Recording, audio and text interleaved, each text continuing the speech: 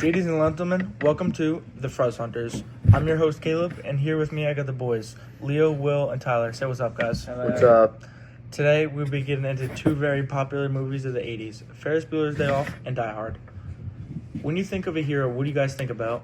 I think of a cop. I probably think of a firefighter. I think of parents. Those are all good answers. I agree with you. But we're going to talk about how people see Ferris and John as heroes. Let's start it off with Ferris. He's a smooth teen ahead of his time who outsmarts people just to get what he wants. John is a cop from the Big Apple who didn't know what he was getting himself into when he was at Toby Tower's Christmas party. We'll be discussing authority, defining the American hero, and how technology changed everything. Let's get to it. Let's start with Ferris Bueller's Day Off. We see the main person of authority is Principal Edward Rooney. He spends most of his time and energy trying to catch Ferris skipping school. Ferris challenges authority by hacking into the school system to change his absences from 9 to 1. And also goes to school impersonating Mr. Peterson to get Sloan out of school. Also, you got Die Hard, which takes it more seriously with actual law enforcement and the FBI. They all go by book, but you see John going off script and doing what he has to do, no matter what the consequences are. Yeah, I agree with you. In Die Hard, law enforcement like the LAPD and FBI are slow, rule followers, and only want to do things their way. They won't listen to anyone else. While John goes rogue, both Ferris and John go against what they are supposed to be doing. All right, guys, let's dig into the first question. Examine how each film, despite their different genres, frames, authority figures, how do the protagonists interact with the challenges, institutions like school and law enforcement? On Ferris Bueller's Day Off, we will look at Principal Ed Rooney, who tries to catch sneaky Ferris, who is able to skip school by acting sick. It seems that Ferris is always one step ahead of everyone. It begins in the beginning of the movie, when people call to check up on him, he uses his very own piano that when he presses the keys, it sounds like throwing up or coughing. This creates the rumors and groups of people that want to support him through his quote-unquote rough time. When Ed Rooney shows up to his house and presses the button to speak to Ferris, he has an automated voice box that sounds like he is sick. The use of technology is really in Ferris's favor. Similarly, in Die Hard, John McClane uses the walkie-talkie to tell the cops that he is under control. Using his skills as an NYPD officer, he's able to take down one of the workers, Hans, allowing him to have access to weapons and hearing in on what they plan on doing. When the cop sends in the car to go attack the building, John knows immediately what's going to happen. If only the cops listened to John, maybe they wouldn't have caused a big explosion. All right, let's get into the second question. How does Ferris Bueller's story reflect the generational divide of the 1980s? What does his effortless manipulation dominate the whole world amplify that your culture and teenage values of the era? Ferris's story shows the differences between adults and younger people in the 1980s.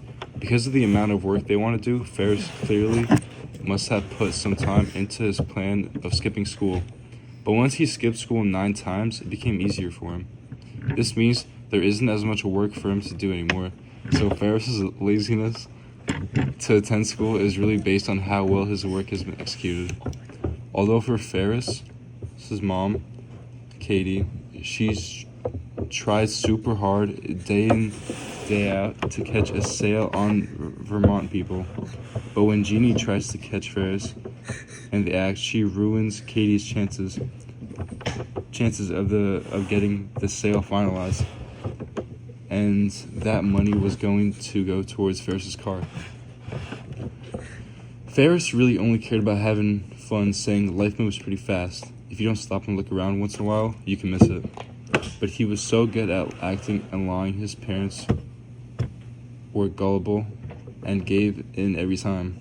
I guess what I'm trying to get at here is teenagers back then would rather care about putting in effort to escape what they have to do as teenagers. Let's get to the last question. Analyze the role of technology in each film. How does Ferris use technology for fun and rebellion, while Hans Gruber's terrorists use it for criminal gain? What does this reflect about how the changing role of technology in the 1980s? Ferris uses the radio box and piano to help him with his rebellion. In the film, we see his music box that was designed to help him create snoring noises that will help him keep his cover when his parents come in. When his friends call him from school, he used the designed piano to make sneezing, throw up, and coughing noises to set the scene in people's heads. Lastly, he used the home intercom to create an audio recording of him talking to Ed Rooney so he can keep his cover. Hans Gruber used the technology to his advantage with communicating to his fellow terrorists. Theo hacks into the Nakatomi security system to shut off all alarms, lock down elevators, and eventually gain control of the safe. They use the walkie-talkies to communicate with the FBI, and their knowledge of what they think leads them to a perfect plan, eventually blowing up the roof. All right, so guys, overall, what do you guys think about the movies? I don't know. I really liked them. I thought that Ferris Bueller's Day Off was like a really fun movie to watch. You know, Ferris really didn't care about school and only cared about having fun.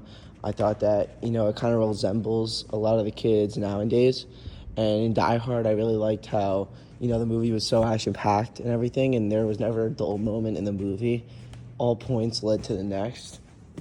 What do you think, Liam? Honestly, I thought both movies were pretty good. I really enjoyed Ferris Bueller's Day Off because, like, I felt like I could relate to him a lot because we're both young and, like, life does actually move really fast. And within a blink of an eye, like, you're graduating. Like, it felt like yesterday I was just a freshman. Now I can't believe I'm a senior. But I think Die Hard was also a really good movie because I'm a big fan of action movies. Like, I always liked seeing, like, action movies and stuff like that. But, yeah. Tyler, what do you think about the movies? I personally like Ferris Bueller's Day Off because of the way that he uses his knowledge of technology against others and how he was so advanced. And I also like Die Hard because of a lot of action in the movie. What about you, Caleb? Honestly, Ferris Bueller's Day Off, I've seen it before, but I like the movie very much. It always keeps you on edge. It's a good movie. And Die Hard, that was my first time seeing it, but I like it. A lot of action. I like the story behind it too. So overall, both movies were good. And we'll catch you on the next episode of Fruzz Hunters.